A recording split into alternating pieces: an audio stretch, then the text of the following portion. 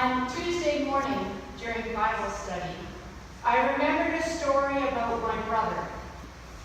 When he would go to one of his friends' houses, a house where the family had a difficult life, the mother would comment that when he was around, he smelled like roses.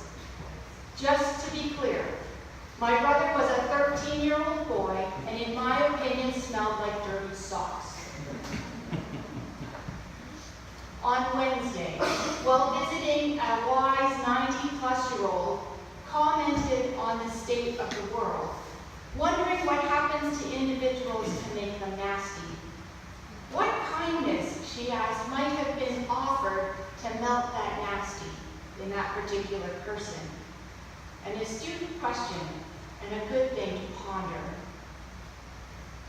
On Thursday, while out in the church garden whippersnipping, a young woman pulled out her earbuds and stopped and commented as she passed, "That smells so nice," referring to the fresh smell of the newly cut grass.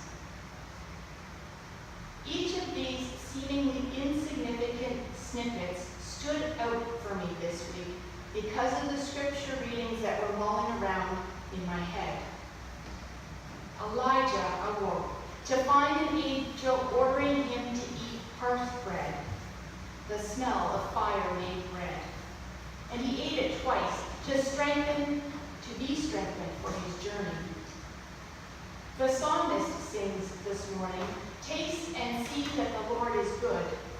Blessed is the one who takes refuge in God." Paul writes to the Ephesians, "Christ gave himself for us as an offering to God, a gift of pleasing fragrance." And then we hear Jesus teach, "I myself am the living bread that has come down from heaven.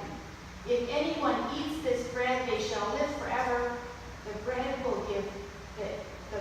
I will give is my flesh for the life of the world." Bread, fragrance, kindness. They collide and they dance together, providing a profound focus to center our mission as an individual and as a church in the world. We're going to take a few minutes now to ponder this dance. We begin in Ephesians, where Paul clearly encourages the Ephesians to be part of God's mission in the world. One did this by being an imitator of God, following the way of love as Christ loved them. Specifically imitating God meant being kind to one another, tender-hearted, or alternately translated, have compassion, and forgiving one another. Paul concludes this whole thought by commenting that by living in this manner, Christ, Jesus, was an offering and was a pleasing fragrance to God. Deductively, then, living in a manner akin to the beginning of the passage from Ephesians produces a foul smell, one that's not pleasing to God. So those who sadden or grieve the Holy Spirit, those who are bitter, those who resort to passion and anger, who use harsh words, slander others, and show malice, that is the desire or action to hurt other people. All of those things create a foul smell. Their actions literally stink. Early on in the Bible, Genesis records a story that after the flood, Noah, when coming off the ark, offered a burnt offering in thanksgiving to God. The smoke from the offering wafted as incense to God. The Lord smelled the pleasing aroma and said, "Never again will I curse the ground because of humans, even though every inclination of the human heart is evil from childhood. Never again will I destroy all living creatures." What is interesting is that God is affected by the smell. God of all creation was moved to mercy by the smell of a burnt offering and a thankful heart, promising to never again curse the ground because of humans. Once again, the foulness of human inclination set aside by a turn towards sweet-smelling offerings. There is a tradition within Roman Catholicism called the odor of sanctity. The odor of sanctity refers to saints who were said to smell like roses or other flowers when they died. Their bodies gave off a sweet floral smell. It suggested that these saints had a residual stock of faith and kindness that they hadn't used in their lifetime, and it was released from their earthly body at the time of their death, and that this is what gave such a pleasant fragrance. In the same way, the Talmud, in Jewish writing, suggests that when the Messiah comes, the Messiah will smell and judge. The Messiah, with spiritual sensitivity, a discerning nose, will determine complex truths about the people and how it is that they have lived their lives. Catholic theologian Sister Joanne Salavo carries the odor of sanctity to new depths when she reflects on the intimacy of smell. When you breathe in, you cannot unsmell a smell. Try it sometime. Impossible. When you experience God, you cannot unexperience God.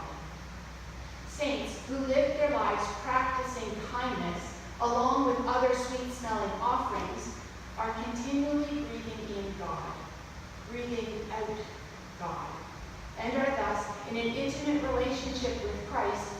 They are becoming ever more fragrant as their intimacy deepens. Her argument continues by noting that the Hebrew Scriptures, those like Hosea and the Song of Solomon, speak in the images of Israel being the bride and the Lord God being the bridegroom. These passages often speak seductively. They speak of betrothal and covenant marriage. The prophet Jeremiah specifically says, "You have seduced me, O Lord, and I have allowed myself to be seduced. You were too strong for me, and you prevailed." These smells are seductive to Israel, to God, to those around. Sister Joan makes a conclusion that God seduces via smell. God draws people in. Curious, in Jesus' discourse on "I am the bread of life," he says, "No one can come to me unless the Father who sent me draws them in." St. Paul extrapolates on this theme in the second letter to Corinthians. Paul writes, "We are the aroma of Christ to God among those being saved." Could it be that the way we live our lives allows God to draw in, to seduce those around us into relationship with God? Could it be that when we stop creating cesspools from the human garbage of anger and unforgiveness and malice, and when we turn to ways of kindness, compassion, and forgiveness, being imitators of God, that this fragrant offering seduces others to come to God?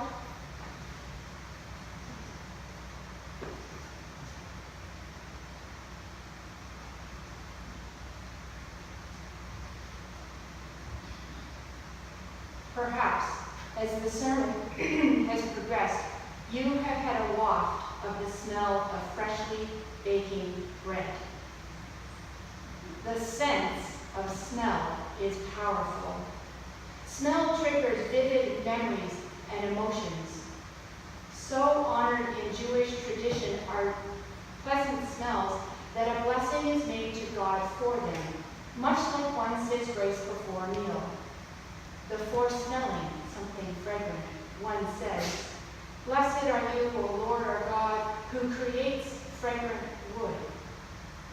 Blessed are you, O Lord our God, who creates various kinds of fragrance. Blessed are you, O Lord our God, who creates herbage. Blessed are you, O Lord our God, who brings forth bread from the earth." The smell of freshly baking bread is intentional. The The smell is to mesh with your emotions of what happens in this place when you are here. Today, this full-bodied, warm smell is paired with Jesus saying, I am the bread of life. When bread is baking, the smell cannot be contained. As the bread warms and rises, as it cooks and expands, its smell dissipates, seducing, drawing in those around. When Ben's Bakery was in operation only a few blocks from here, there were many mornings that we could smell fresh baked bread at the parsonage. Those were the mornings that I wished to eat fresh bread, cinnamon rolls, one after another. Who doesn't get hungry when they smell bread baking? Jesus is the bread of life. We are of the same dough, a little sour, but ready to go.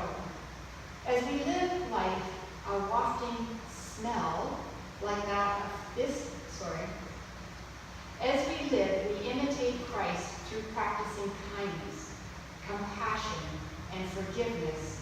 And this rises our dough just a little bit more. This has us wafting a smell like that of freshly baked bread.